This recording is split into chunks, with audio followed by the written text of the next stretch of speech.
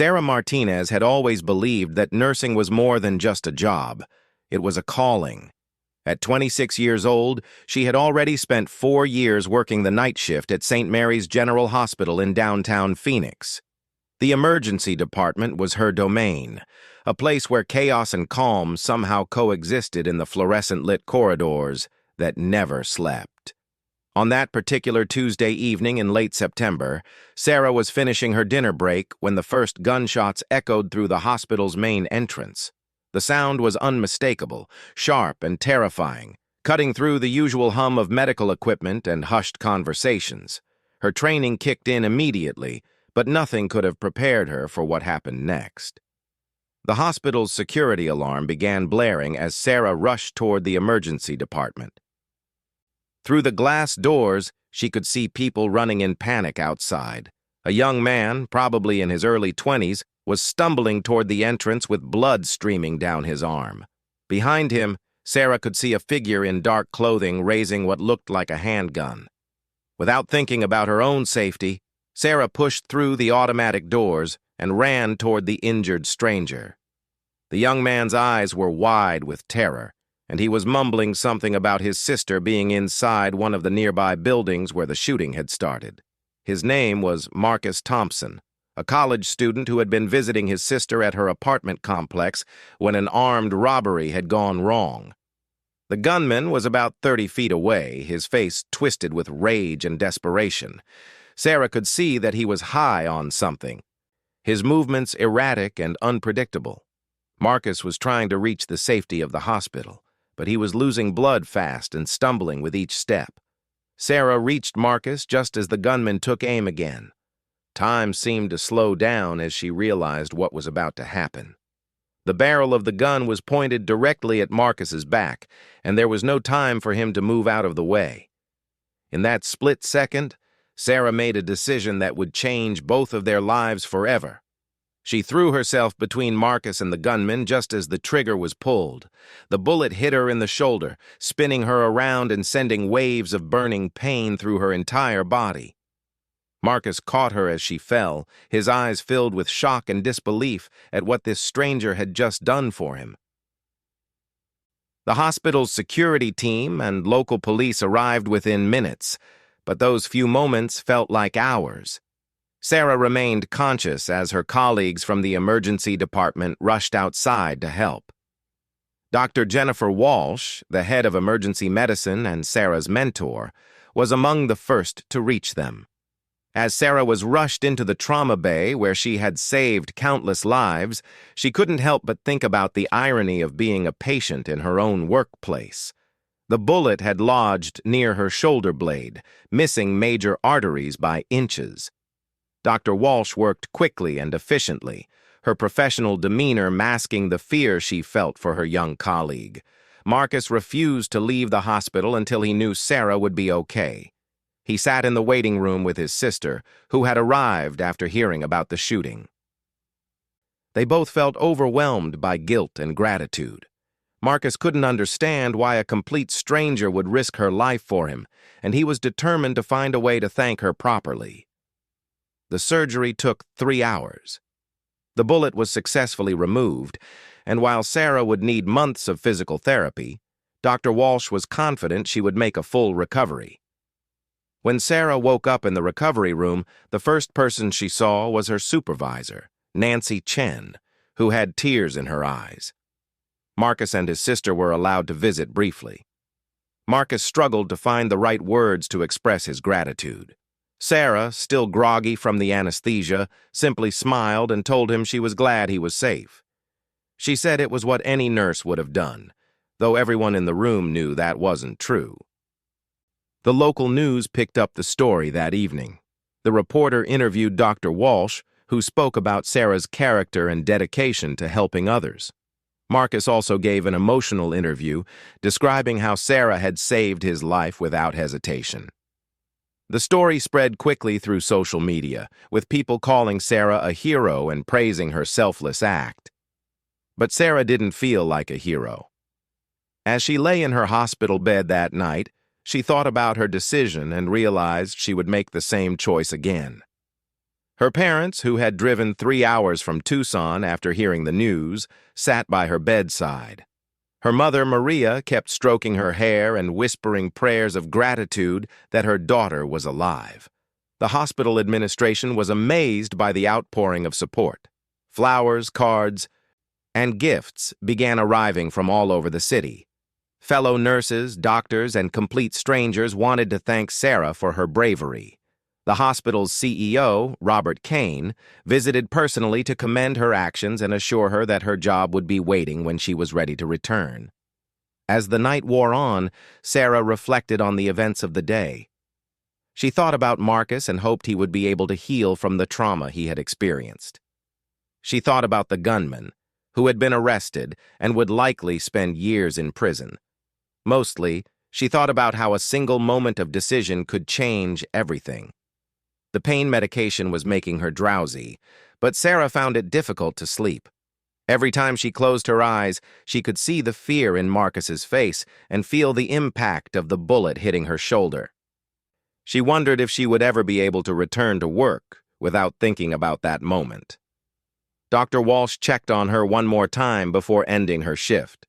She told Sarah that what she had done was extraordinary and that the entire hospital staff was proud to work alongside someone with such courage and compassion. Sarah appreciated the kind words, but she still couldn't shake the feeling that she had simply done what felt right in the moment. As dawn approached, Sarah finally drifted off to sleep, unaware that her act of heroism had already begun to ripple out in ways she could never have imagined. Miles away, in a military base outside the city, a group of Marines were watching the news coverage of her story, and they were making plans of their own. The next morning brought a flood of visitors to St. Mary's General Hospital. Word of Sarah's heroic act had spread far beyond the local community, and people from across the state were calling to express their admiration and support. The hospital's phone lines were constantly busy with interview requests from news stations and newspapers wanting to tell Sarah's story. Sarah woke up feeling better than expected, though her shoulder throbbed with a dull, persistent ache. The morning nurse, Patricia Williams, brought her breakfast and updated her on the overwhelming response her story had generated. Patricia showed her some of the hundreds of cards and letters that had already arrived, many from children who had drawn pictures of Sarah as a superhero. Dr. Walsh visited during her morning rounds and was pleased with Sarah's progress. The surgery had gone perfectly, and there were no signs of infection or complications.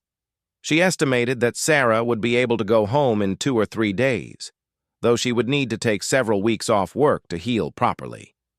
Marcus Thompson arrived at the hospital early that morning with his sister Elena. They brought a bouquet of sunflowers, which Elena said were meant to represent hope and new beginnings. Marcus had barely slept the night before, replaying the events over and over in his mind. He kept thinking about the split second when Sarah had thrown herself in front of him, and he felt a deep responsibility to honor her sacrifice somehow. Elena was a social worker who understood trauma and recovery. She could see that both her brother and Sarah would need time to process what had happened. She suggested that Marcus write Sarah a letter expressing his feelings, since sometimes written words could capture emotions better than spoken ones. The hospital's public relations director, Amanda Foster, was struggling to manage all the media attention. She had worked at the hospital for 15 years and had never seen anything like the response to Sarah's story. Television crews were stationed outside the building, and reporters were trying to interview anyone who had worked with Sarah. Around 10 in the morning, Amanda received an unusual phone call. The voice on the other end identified himself as Staff Sergeant Michael Rodriguez from the Marine Corps base outside Phoenix. He explained that his unit had seen the news coverage of Sarah's heroic act, and they wanted to do something special to honor her service to the community. Staff Sergeant Rodriguez told Amanda that his Marines had been deeply moved by Sarah's willingness to put herself in harm's way to protect a stranger. He said it reminded them of the same selfless courage they tried to embody in their own service. The Marines wanted to visit Sarah to personally thank her and present her with a small token of their appreciation. Amanda was touched by the request and immediately agreed to arrange the visit. She contacted Dr. Walsh to make sure Sarah would be well enough to receive visitors, and then called Sarah's room to ask if she would be interested in meeting with some Marines who wanted to thank her. Sarah was surprised by the request. She had never had any connection to the military and couldn't understand why Marines would want to visit her. When Amanda explained that they saw her actions as embodying the same spirit of service and sacrifice that guided their own lives, Sarah was honored, but also a bit nervous about the attention. The Marines arrived at the hospital just after lunch. Staff Sergeant Rodriguez led a group of 11 other Marines, all in their dress blue uniforms. They moved through the hospital corridors with the precision and dignity that marked their training, drawing attention and respect from everyone they passed. Hospital staff members stopped what they were doing to watch the Marines make their way to Sarah's room. Many of the nurses and doctors had family members in the military, and they understood the significance of this visit. The sight of the Marines in their formal uniforms created an atmosphere of solemnity and respect throughout the hospital. When the Marines reached Sarah's room, Staff Sergeant Rodriguez knocked gently and asked permission to enter. Sarah, who was sitting up in bed wearing a hospital gown and looking much smaller than she had seemed in the news footage, invited them in with a mixture of curiosity and amazement. Staff Sergeant Rodriguez introduced himself and his team, explaining that they represented not just their own unit, but Marines throughout the region who had heard about Sarah's actions. He told her that courage wasn't about the absence of fear, but about doing the right thing despite being afraid, and that her actions at the hospital entrance had demonstrated true courage. The Marines had prepared a special presentation for Sarah. Staff Sergeant Rodriguez presented her with a folded American flag that had flown over their base, along with a certificate recognizing her as an honorary Marine for her demonstration of the Corps' values of honor, courage, and commitment.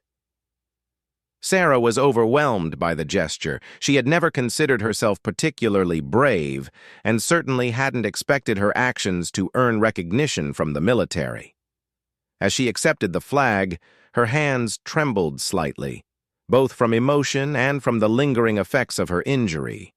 One of the younger Marines, Corporal James Mitchell, stepped forward to share his personal perspective. He told Sarah that he had been struggling with doubts about whether his service really made a difference in the world. Seeing her willingness to protect a stranger had reminded him why service to others was so important, regardless of whether it happened in uniform or in civilian clothes. Another Marine, Sergeant Lisa Chen, spoke about how Sarah's story had resonated with her as one of the few women in their unit. She said that Sarah's quick thinking and decisive action under pressure demonstrated the kind of leadership and bravery that the Corps tried to instill in all its members. The Marines spent about 30 minutes with Sarah, sharing stories about their own experiences and explaining how her actions had inspired them. They talked about the bonds that form between people who are willing to put others' safety before their own, and how those bonds transcended profession, background, or circumstance. Marcus and Elena arrived while the Marines were still visiting. They were amazed to see Sarah surrounded by these uniformed service members who had come specifically to honor her.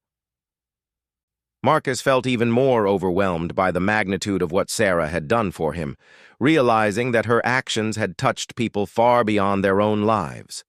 Before leaving, the Marines asked if they could take a photo with Sarah. She agreed, though she felt somewhat embarrassed by all the attention. The photograph would later appear in military publications and on social media, further spreading the story of the nurse who took a bullet for a stranger. Staff Sergeant Rodriguez left his personal contact information with Sarah, telling her that if she ever needed anything, she had friends in the Marine Corps who would be there to help. The gesture meant more to Sarah than she could express, creating a connection to a community she had never been part of, but now felt welcomed by. After the Marines left, the hospital felt different somehow. The staff moved with a little more pride, knowing that they worked alongside someone who had earned such recognition. Patients and their families who had heard about the visit looked at their own nurses with increased appreciation and respect. Dr. Walsh stopped by later that afternoon to check on how Sarah was handling all the attention. She could see that while Sarah was grateful for the recognition, she was also feeling overwhelmed by the constant stream of visitors and media requests. Dr. Walsh decided to limit visiting hours for the rest of Sarah's stay, allowing her time to rest and process everything that had happened. As evening approached, Sarah found herself thinking about the Marines' words about courage and service. She realized that their visit had given her a new perspective on her own actions and on the importance of the work she did every day as a nurse. The flag they had given her was folded carefully on her bedside table, a reminder that heroism could be found in the most unexpected moments. That night, Sarah slept more peacefully than she had since the shooting. The pain in her shoulder was still there, but it felt more manageable somehow. She dreamed about returning to work and continuing to help people, carrying with her the knowledge that even small acts of courage could inspire others and create connections that stretched far beyond anything she could have imagined. 3 days after the Marines' visit, Sarah was discharged from the hospital with strict instructions to rest and attend physical therapy sessions. Her shoulder was healing well, but Dr. Walsh warned her that pushing herself too hard could delay her recovery and potentially cause long-term problems. Sarah's small apartment felt strange after spending several days in the hospital. The silence was unsettling after the constant activity of the medical environment. Her parents had insisted on staying with her for the first week, and her mother, Maria, had taken time off from her own job to help care for her daughter. The media attention continued even after Sarah returned home. Reporters called constantly, and news vans occasionally appeared outside her apartment building. The building's manager, Mr. Peterson, had to post signs asking media to respect residents' privacy. Sarah appreciated the support she was receiving, but she was ready for life to return to normal. Marcus Thompson had not forgotten about Sarah's sacrifice. During her hospital stay, he had spent hours researching ways to properly thank someone who had saved his life.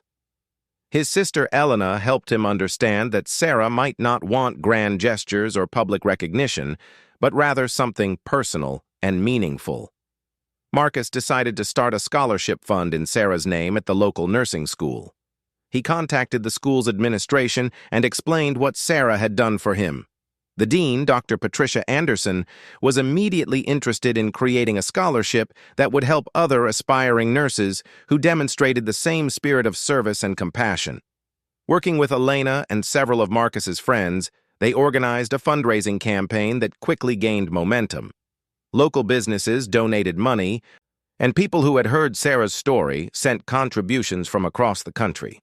Within 2 weeks, they had raised enough money to provide full tuition assistance for one nursing student each year.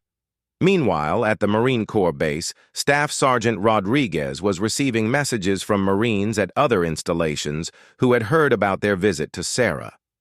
The story had spread through military networks, and units from different branches of service were asking about organizing similar visits to honor civilian heroes in their own communities. The Marines' commanding officer, Colonel Janet Morrison, was impressed by the positive response their visit had generated. She decided to establish a formal program that would allow military units to recognize civilians who demonstrated the same values that guided military service. Sarah's story had become the inspiration for a broader initiative to strengthen connections between military and civilian communities. Sarah began attending physical therapy sessions at a clinic near her apartment. Her therapist, David Kumar, had also heard her story and was honored to help with her recovery. The exercises were challenging, and some days the pain made Sarah question whether she would ever regain full use of her shoulder. During one particularly difficult therapy session, Sarah met another patient named Robert Garcia, a veteran who was recovering from injuries he had sustained during his military service. Robert recognized Sarah from the news coverage and struck up a conversation about their shared experience of recovery from traumatic injuries. Robert told Sarah about the challenges he had faced adjusting to civilian life after his injury, and how important it had been to find purpose in helping others. He suggested that Sarah consider speaking to groups about her experience, not to seek attention, but to inspire others to act courageously when faced with difficult situations. The idea initially made Sarah uncomfortable. She still didn't think of herself as a hero and worried that speaking publicly about what happened might encourage others to take dangerous risks. But as she thought more about Robert's suggestion, she began to see how sharing her story might have value beyond just recounting the events. 6 weeks after the shooting, Sarah received a call from Amanda Foster at the hospital. The nursing school had contacted them about the scholarship fund that Marcus had established, and they wanted to invite Sarah to speak at the award ceremony for the first recipient. Sarah was amazed to learn about the scholarship. Marcus had never mentioned his plans during his visits while she was recovering. When she called to thank him, Marcus explained that he felt it was a small way to ensure that Sarah's example would continue to inspire future nurses who shared her commitment to helping others. The scholarship recipient was a young woman named Jennifer Morales, whose own family had faced financial hardship after her father was injured in a workplace accident. Jennifer had worked multiple jobs while maintaining excellent grades in her nursing prerequisites, demonstrating the same dedication to service that had motivated Sarah's career choice. At the award ceremony, Sarah felt nervous as she approached the podium. The audience included nursing students, faculty members, hospital staff, and some of the Marines who had visited her in the hospital. Marcus and Elena sat in the front row, along with Sarah's parents and several of her nursing colleagues. Sarah spoke about the importance of making decisions based on compassion rather than fear. She told the audience that becoming a nurse had taught her that small actions could have enormous consequences, and that every day provided opportunities to make a positive difference in someone else's life. She talked about how the events at the hospital had reinforced her belief that nursing was more than just a profession. It was a commitment to placing others' well-being above personal comfort or safety. Sarah emphasized that heroism wasn't about seeking dangerous situations, but about responding with courage and compassion when unexpected challenges arose. Jennifer Morales was visibly moved as she accepted the scholarship award. She promised to honor Sarah's example by dedicating herself to providing excellent patient care and by always remembering that nursing was fundamentally about serving others with dignity and respect. After the ceremony, Staff Sergeant Rodriguez approached Sarah to tell her about the military program that had been inspired by her story. Units across the country were now actively looking for opportunities to recognize civilian heroes, creating stronger bonds between military and civilian communities.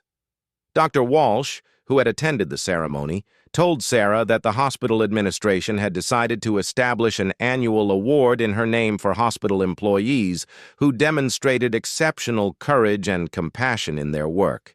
The Sarah Martinez Award would serve as a reminder that extraordinary actions could emerge from ordinary situations. Several months later, Sarah returned to work at the emergency department. Her shoulder had healed completely, though she occasionally felt a slight ache during long shifts.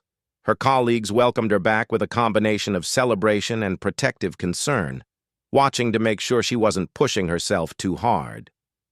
Marcus had also returned to his normal life, finishing his college degree and beginning a career as a social worker like his sister Elena. He attributed his choice of profession partly to Sarah's influence, wanting to work in a field where he could help others overcome difficult circumstances. The scholarship fund continued to grow, eventually expanding to provide assistance to multiple nursing students each year. Jennifer Morales, the first recipient, graduated with honors and took a position in the same emergency department where Sarah worked, citing Sarah as her primary inspiration for pursuing nursing.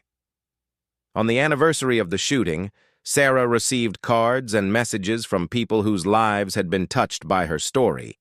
The Marines who had visited her sent updates about their own lives and careers, maintaining the connection that had formed through their shared values of service and sacrifice. Sarah realized that the events of that September evening had changed her life in ways she never could have anticipated. What had started as a split-second decision to protect a stranger had grown into something much larger, a reminder that individual actions could inspire communities and that courage was not about the absence of fear, but about choosing to do what was right, despite being afraid.